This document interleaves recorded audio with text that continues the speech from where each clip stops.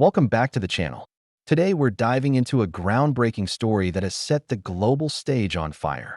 India, one of the fastest growing economies in the world, has just signed a historic $10 billion livestock deal with Burkina Faso, led by its bold and visionary leader Captain Ibrahim Traore. This is not just another trade agreement. It is a game-changing partnership that could transform agriculture, livestock development, and trade relations between Africa and Asia forever. Stay tuned as we break down the details of the deal, its impact on Burkina Faso's economy, Ibrahim Traore's leadership role, and what this means for Africa's future. Burkina Faso, a landlocked West African nation, has long relied on agriculture and livestock as the backbone of its economy. With nearly 80% of its population engaged in farming and herding, livestock is not just food, it's livelihood, culture, and survival. At the same time, India is a rising giant with a massive demand for food products, including meat, dairy, and livestock resources.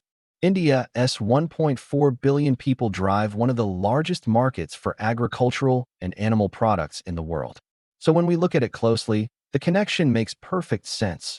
Burkina Faso has the resources, cattle, goats, sheep, and a growing agricultural sector. India has the market and capital, billions of dollars ready to invest in sustainable supply chains. This new $10 billion deal bridges the gap, creating a win-win for both nations. Let's break down what the deal actually includes. Livestock exports.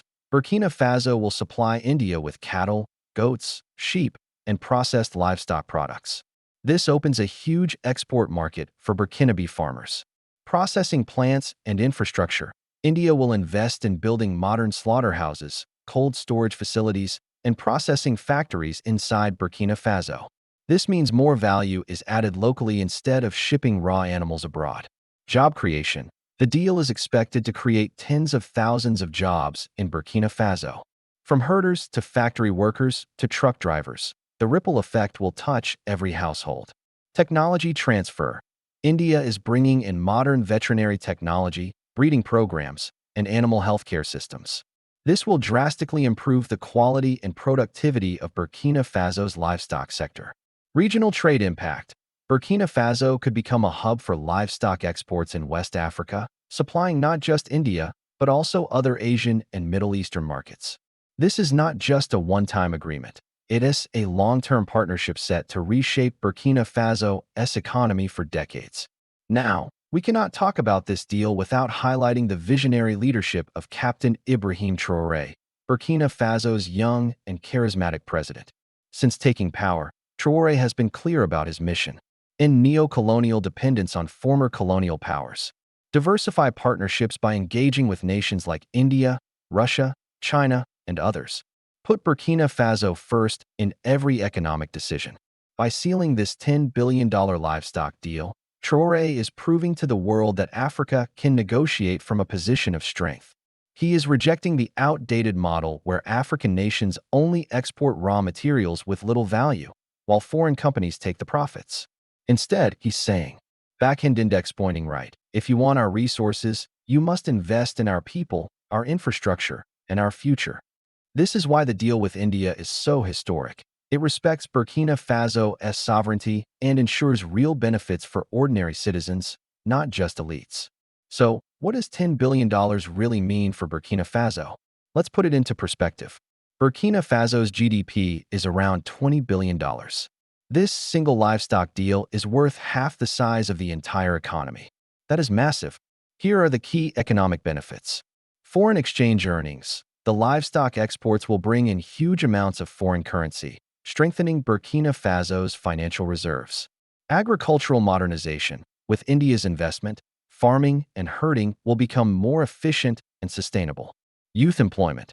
With nearly 70% of Burkina Faso's population under 25, job creation is essential. This deal promises opportunities for young people who otherwise might face unemployment or instability. Industrialization. Instead of exporting raw cattle, Burkina Faso will now export processed meat, leather, dairy products, and animal byproducts, which fetch much higher prices. This is the path from being a raw material supplier to becoming a value-added economy. This deal is not just about Burkina Faso and India. It's about a shift in global trade dynamics. For decades, Africa has been tied mostly to Europe and the West. But now, countries like India, China, and Russia are building direct partnerships with African nations. This $10 billion deal shows that South-South cooperation, developing countries working together, is becoming the new global trend. It also signals that Africa has alternatives. Burkina Faso is showing that it doesn't have to rely only on France, the EU, or the IMF. In the bigger picture, this could inspire other African countries to follow Traore's example and seek fairer deals with new partners. Some people might ask, why livestock? Why not oil, gold, or minerals? The answer is simple. Livestock is sustainable. Animals reproduce, meaning the resource keeps growing. It supports millions of families in Burkina Faso directly. It builds food security, not just exports. It opens up multiple industries: meat, dairy, leather, fertilizer, and even bioenergy. By focusing on livestock, Traore is ensuring that this deal benefits both the economy and society. Of course, every opportunity comes with challenges. Some of the key questions are: infrastructure. Can Burkina Faso build the roads, electricity, and water systems needed to support large-scale livestock exports? Climate change, droughts, and desertification in the Sahel region could affect livestock supply. Geopolitical pressure. Will Western nations feel threatened by India's growing role in Africa and try to interfere? Implementation. Will the $10 billion actually reach the grassroots level, or will corruption eat away at it? These are real challenges, but with the right leadership, Burkina Faso has a chance to overcome them. More than just economics, this deal is a symbol of hope. It shows that African nations can take charge of their destiny. It proves that new partnerships are possible outside the shadow of colonial history. It gives young Africans a reason to believe that their future can be built at home, not only through migration abroad.